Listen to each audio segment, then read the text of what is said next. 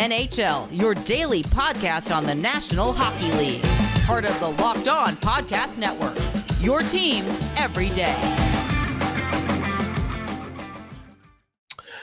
Happy Thanksgiving, everybody. Joe DiBiase and Rachel Donner here on the Locked On NHL podcast. Rachel, how was your Thanksgiving? It was delightful. I was actually by myself, which it was just nice having a whole day where I did nothing practically. And, just made myself a little nice dinner and watched just some trashy stuff on Netflix. So it was a good day. Just kind of a you day. Yeah. I like it. Was it at least a Thanksgiving meal? Or did you just go off the rails? No, it was wings. It was a meal kit, so I had like a tofu stir fry thing. Gotcha. My Thanksgiving and basically became working the Buffalo Bills game at night, which luckily went really well. Because if they had lost, I know you're a Bills fan. If they had lost that game, it would have felt like the sky was falling and would not have been a good ending to my Thanksgiving day. So. Hope everybody enjoyed their Thanksgiving and everybody had a safe holiday. Safer than maybe the Minnesota Wild, who get stuck in traffic. I'm still just reading the story now because Rachel brought it to my attention before we started and I hadn't seen it. And every sentence I'm just more and more amazed by. Like, I have so many questions. Like, who decided they were going to stay in Manhattan? Who decided when they were going to leave? At what point did they realize that they were screwed? Like, there's just so many curious parts of this to me. Listen, there's not many things that can unite New York City team fan bases, but hockey Twitter on Wednesday night when the Minnesota Wild PR posted that the game was going to be delayed by about a half an hour due to Holland Tunnel traffic. Absolutely. Rangers fans, Islanders fans, Devils fans just united together in the spirit of roasting the Minnesota Wild. It was a thing to behold. Yep. And I think most people understand that New York City in general would be a place with a lot of traffic, and it is. The Holland Tunnel in particular is under construction right now. They are finally doing some repairs related to Hurricane Sandy only like 10 years later. Wow, really? And Holy cow. Some tunnels are closed, and I don't know why they decided to stay in Manhattan when they're playing a game in New Jersey and they know they have to travel the Wednesday evening before Thanksgiving. Everything in my head says that was just poor decision making. So someone really dropped the ball there. I wonder who. There's like a traveling secretary that usually like manages all the hotels and the accommodations throughout the season. So I know I feel bad. I do feel bad. Me too. I could probably even. I'm not going to, but you could probably even look up like who that is. So it's probably easy to figure out who dropped the ball on that one. But I don't really feel that anybody. It's not. There's no necessity to that. I'm sure that person knows it at this point.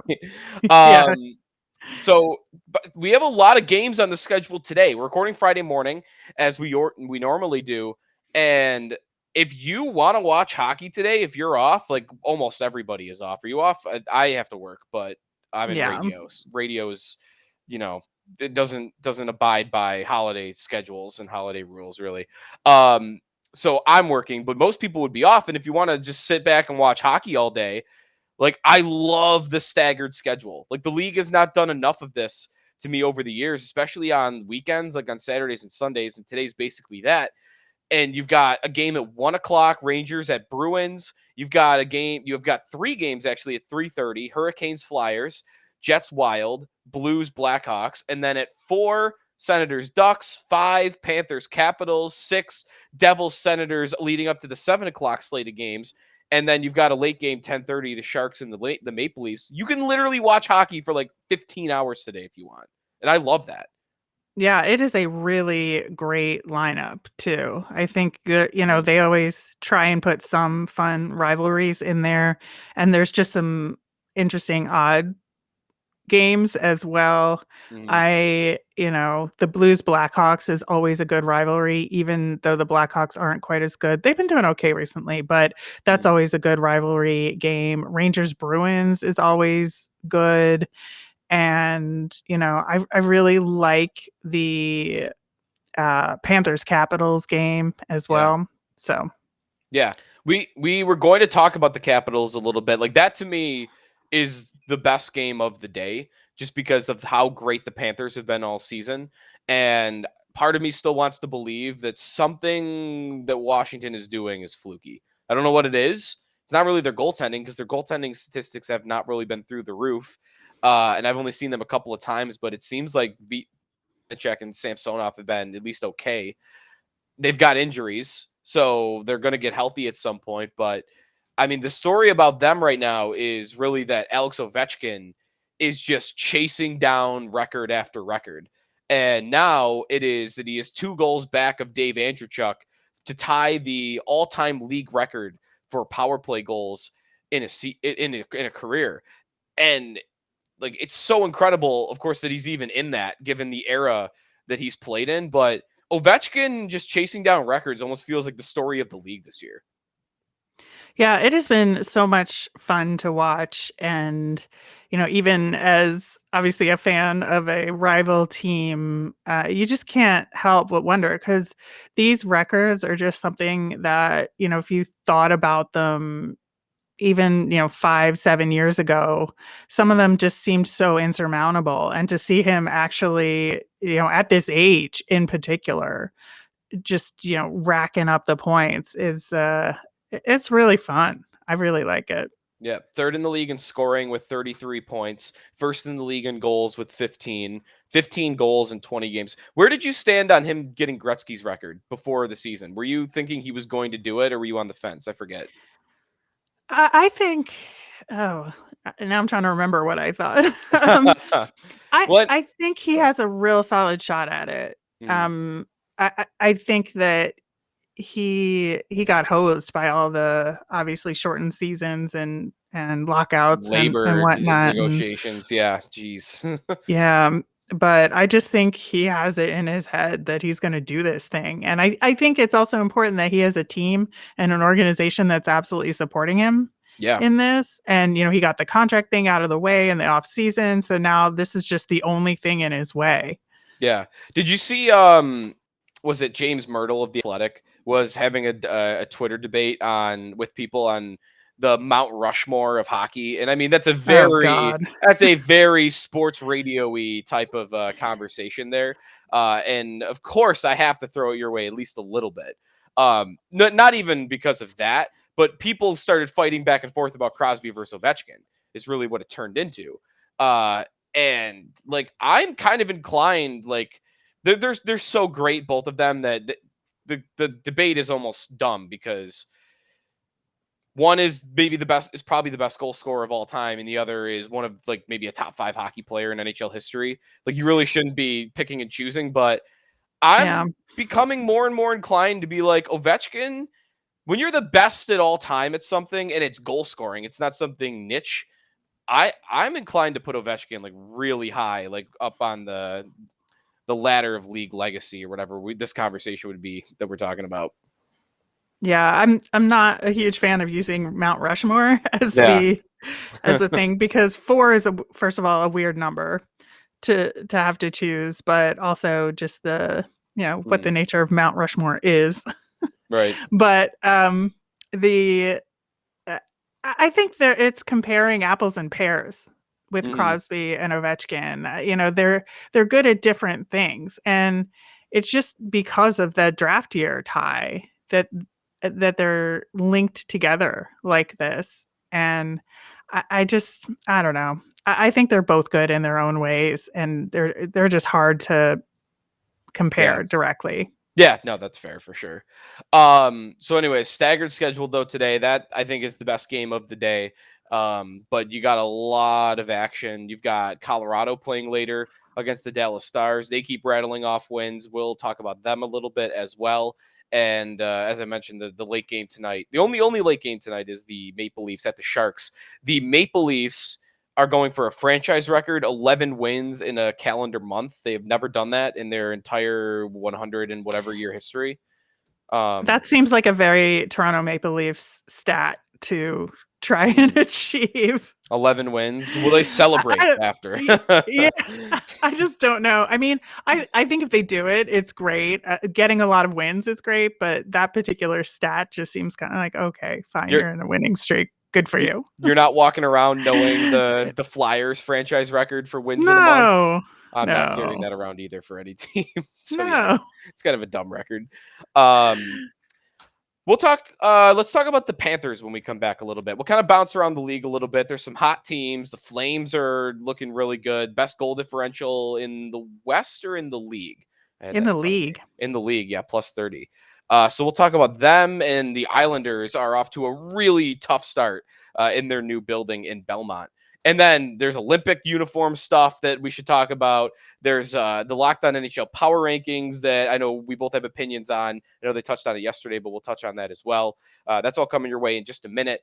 But first, I want to remind you this episode is brought to you by Stat Hero. No one plays daily fantasy sports to lose. Winning feels so much better. But traditional fantasy sports are a long-term losing proposition because you never know who or what you are up against. Stat Hero is the first of its kind daily fantasy sports platform where it's you versus the house in head-to-head fantasy matchups, winner take all. And here's the crazy part. Stat Hero shows you their lineup before you play, and you handpick the team you want to face one-on-one. This never-before-seen innovation of a fantasy sports and sports betting hybrid has Stat Hero players clocking odds that are over 4 times better. Why? Because you don't have to compete against thousands of experts or unknowns. Stat Hero puts you in control of your fate. With Stat Hero, you're in control of the stakes. You decide how much you're going to play for, and Stat Hero has no choice but to take it because they're daring you to beat them. Stat Hero head-to-head is what daily fantasy should be, one-on-one. Sign up for free right now at stathero.com/hockey and use the promo code hockey for a 100% deposit match. That is stathero.com/hockey. Use promo code hockey for a 100% match. Terms and additions apply. Joe DiBiase and Rachel Donner here on the Locked On NHL podcast. Let's start in the West, and then we'll kind of switch over to the East, where there's a couple teams we want to talk about. But are the Flames for real? They have the best. They're first in the Pacific, 29 points in 20 games. They're on a 4-game win streak. We just mentioned it. Best goal differential in the league with a plus 30. They weren't expected to be this good before the season, so I think it's fair to ask whether or not they're for real. Yeah, it is interesting. And I think for me, the biggest part, I mean, we know they've had some goal scorers on the team. So I'm not sure that was a huge question to me. And, it looks like Johnny Gaudreau is playing really great. And of course, Andrew Mangiapane is, bursting onto the scene and well outperforming expectations. So there's that.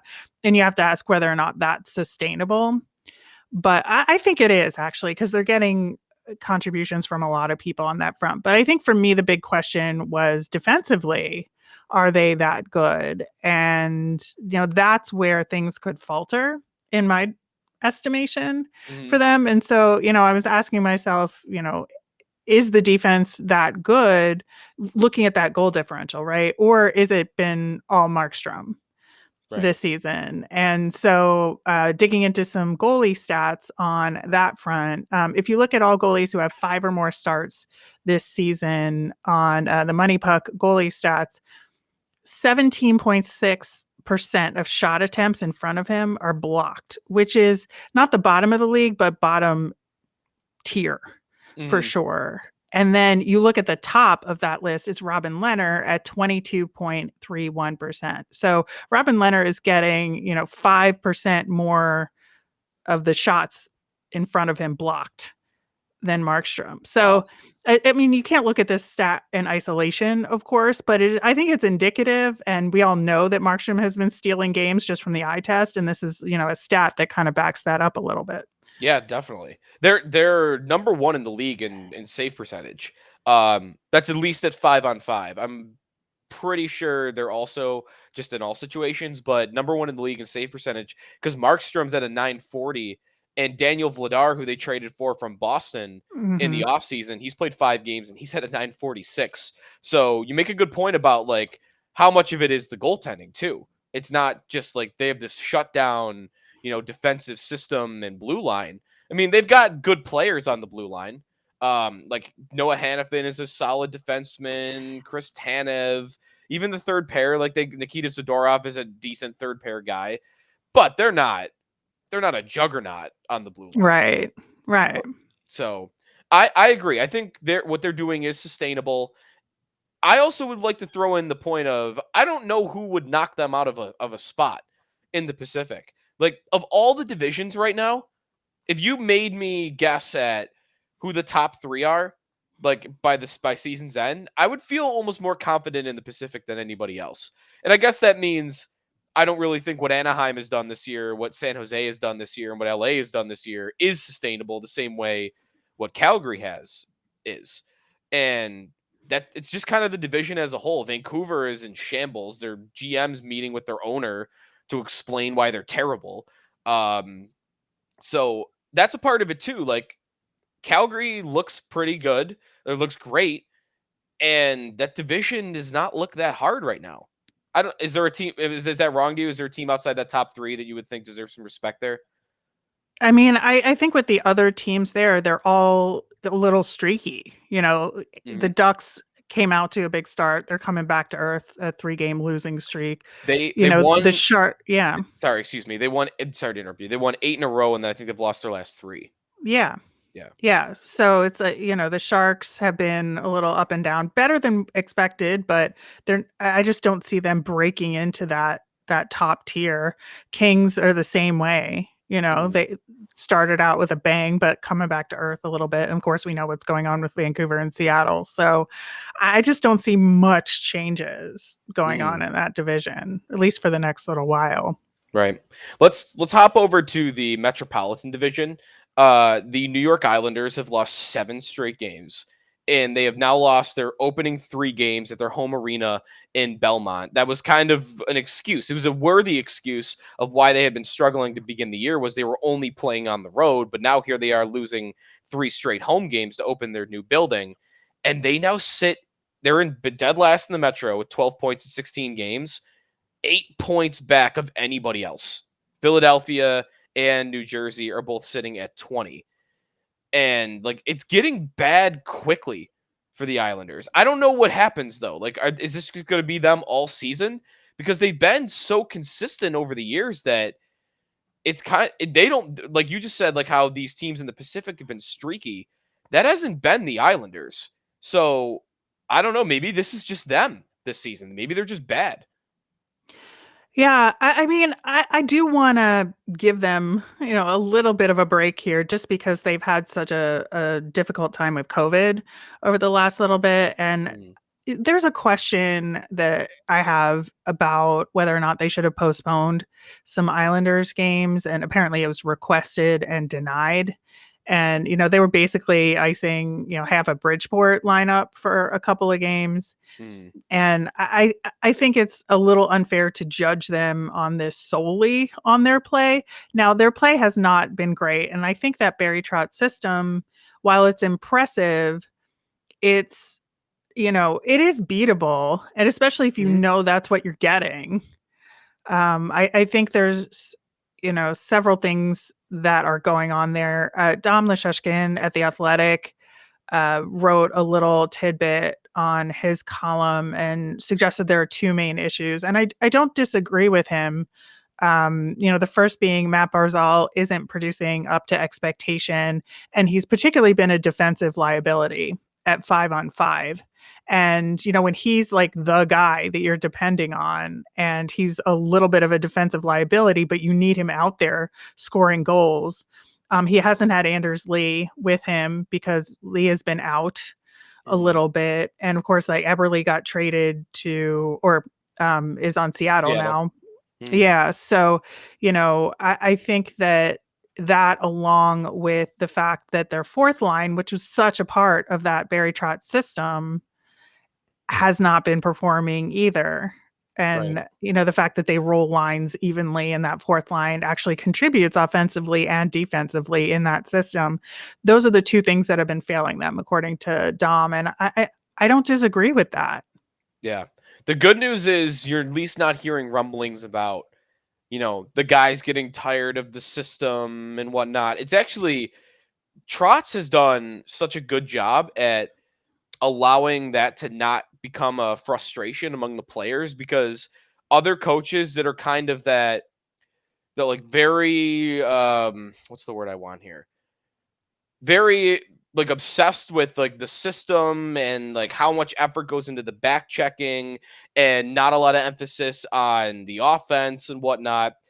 That message seems to get stale pretty quickly in the league. Like that's happened with John Tortorella. It really used to happen with Ken Hitchcock all the time.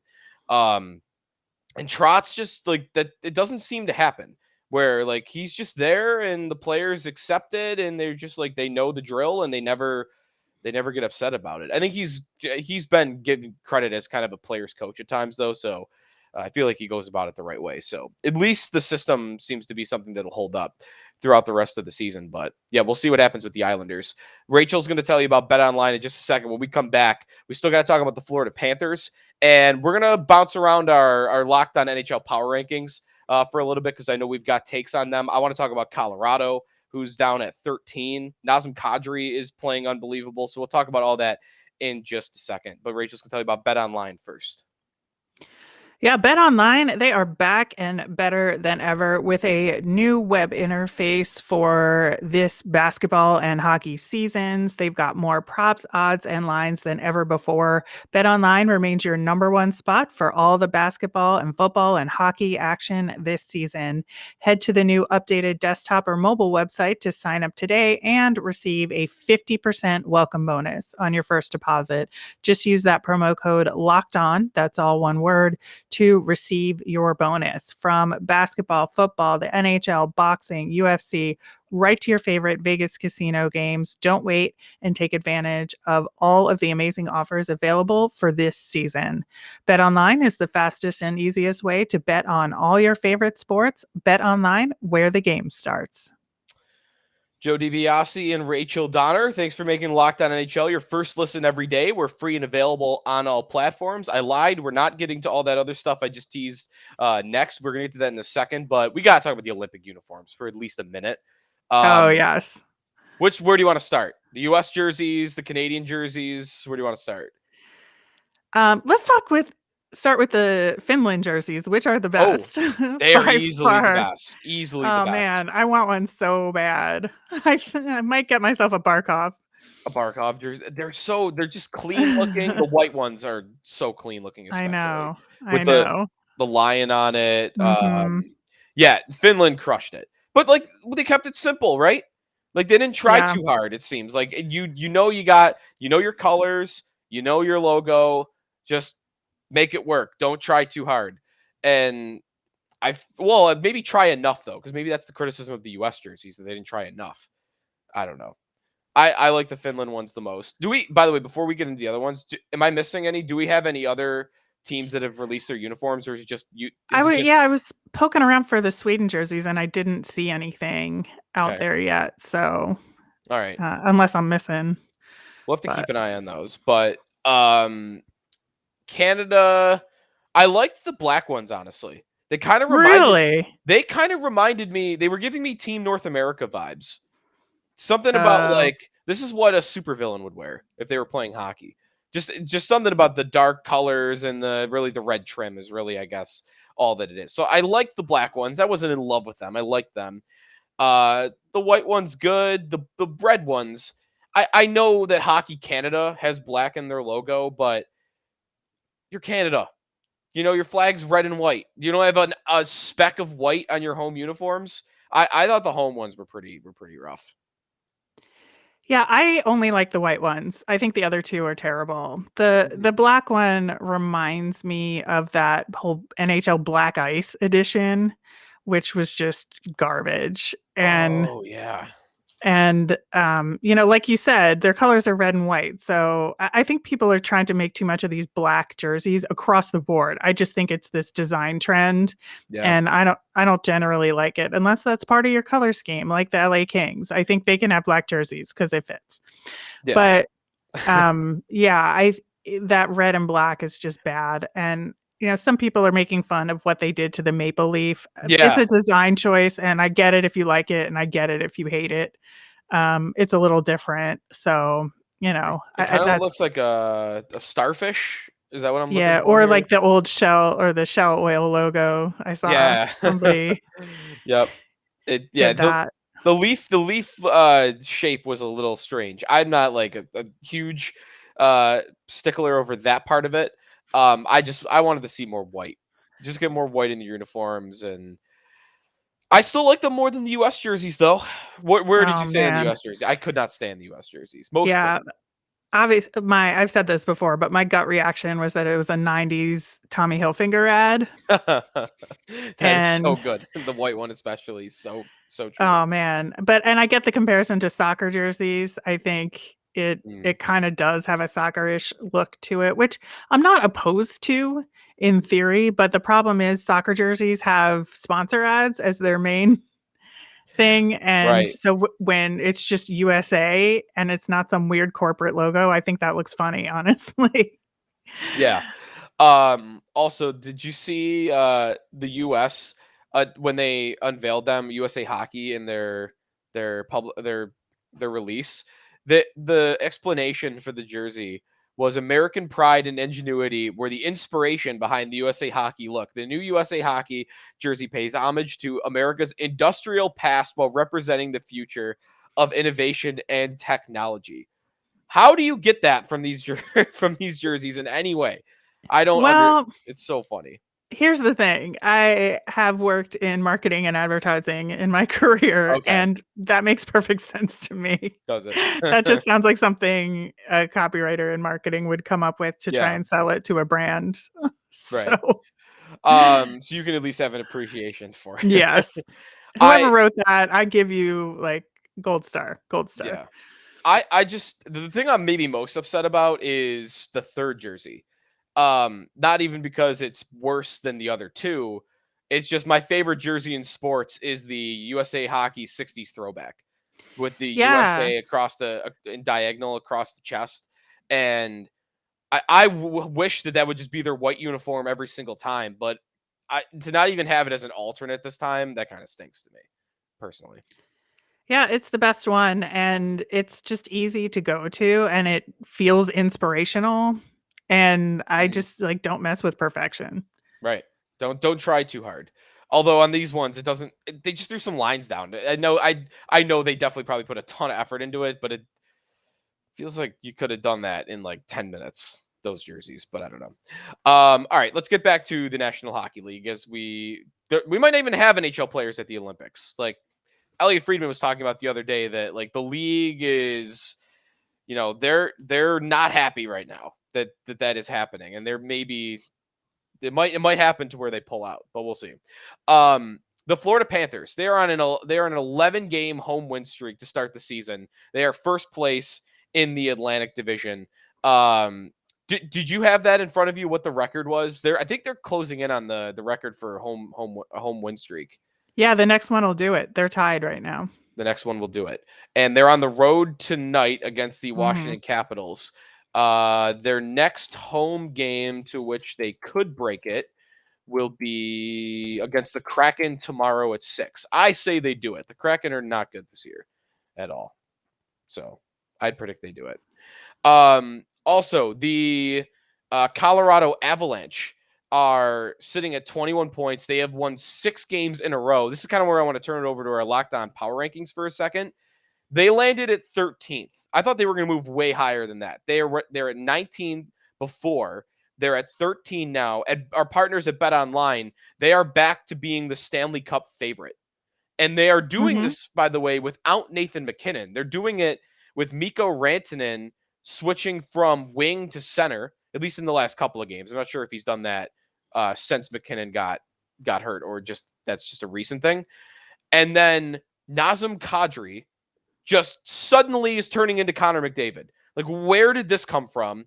Where Nazem Kadri, who you would think what he is in the NHL at this point, he's got 21 points in his last 10 games. He's on a 10-game point streak, and he is up to fourth in the NHL in scoring, only trailing McDavid, Draisaitl, and Ovechkin. Like, how impressive is what Colorado is doing, especially given they don't have McKinnon right now? Yeah, I am super impressed. I was looking at this win streak. They've a 6-game win streak going. They're 8-1-1 in their last 10, and I was trying to think, well, is it based on opponent? And I would say yes and no, because in that streak they beat the Canucks twice and the Kraken, and the Senators. Although that was a high scoring game, they gave up 5 goals in that game. Yeah. So I think they've had a little bit of luck in terms of their opponent, but they've had a lot to overcome as well, to all the points you just made. And I think that when you can overcome adversity, you have somebody way outperforming expectation on the team, and this is like a perfect combination of events for them to have some success. And I don't know if I would make them the Cup favorite yet. That may be stretching it a little bit, but I think that, whatever bumps in the road we thought they might have had at the beginning of the season, I think they figured it out. Yeah. That Ottawa game, by the way, that you mentioned, that was also the Senators' first game back from their COVID postponements. So not only, are they not, the greatest team on paper, but they hadn't played in a week and a half, and they were still missing a bunch of guys due to COVID. So, Colorado's first. Florida is second, by the way, in Stanley Cup odds at BetOnline right now, and then Tampa and Toronto are tied at third. So Colorado was probably my biggest criticism of our Locked On NHL power rankings. I would have had them in the top 10, probably replacing the Anaheim Ducks. What did you think? What did you think of the power rankings from this Wednesday? Yeah, I probably would have changed the whole top 5 order. I mean, I would have put the Canes at 1, Flames at 2, Canes at 3, Oilers at 4, and Leafs at 5. So you would have had the same top 5, but you just would have you would have changed the order up. Yeah, but I do agree with you. I think the Avs should have been in that top 10. Yeah. The Hurricanes are just getting such great goaltending. Like it's crazy. It's unfair. I do not enjoy it. Your Flyers, by the way, I thought you were going to rail against them being at 16. Haven't they been 16 or 17th all season? Yeah, they went up a little bit last week, but okay, they are what they are right now. They're just like straight middle of the pack. Yeah. The Metro is just. Oh no, sorry, I missed the Penguins there and the Devils. I was gonna say I thought there was no one in the Metro besides the Islanders below 16, but you had the actually a bunch of the Jackets at 20, the Devils at 21, and the Penguins at 23. Yeah, and the Jackets are in a playoff spot right now, and are sitting at 20. So I don't know what that's about either. Oh, you know what I should look up is Rookie of the Year odds, because actually, before I even look this up, I'm watching Cole Sillinger the other night. 18-year-old, he made the NHL surprisingly. After being drafted 12th overall. He's got 8 points in 17 games, so I guess he's not lighting the world on fire. But I watched him the other night against the Sabres, and then I saw a little bit of the Blue Jackets game. I think, who were they playing? Were they playing the Islanders? I forgot who they were playing. But he was standing out. I mean, he is fast. His hands are awesome. I kind of just forgot that he even made the league after being drafted 12th overall. Like, that does not happen often, where a guy drafted in that selection doesn't need any time in the minors before he comes out. He is somebody that I had really wanted the Flyers to maybe pick. And, obviously that was not to be, but I was super impressed with him. Yeah. You're right though. They're 4th in the Metropolitan. They do sit in a playoff spot at 11-6. I guess we could kind of end on them. How for real do they feel to you compared to these other teams in the Metro?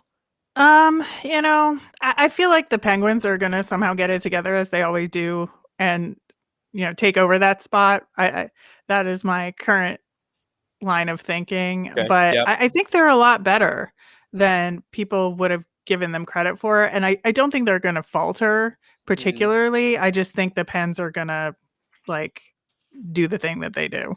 Yeah, they'll get Malkin back, and they'll be fine. I probably agree. I would still probably pick Columbus to fall below Pittsburgh, Philadelphia, and maybe even New Jersey by season's end. But we'll see. They're overachieving. They're playing great. Brad Larson, their head coach, he's got some awesome mutton chops that I aspire to have. Wish that I had the confidence to pull off like he does. But yeah, they're playing really well. They put 7 goals against the Sabres the other night. Although, I mean, how hard is that? The Sabres have 2 AHL goaltenders right now that can't stop anything. All right. Well, anyways, enough on that. That's going to do it for us on the Locked On NHL podcast. I'll be back next Tuesday with Mike DiStefano.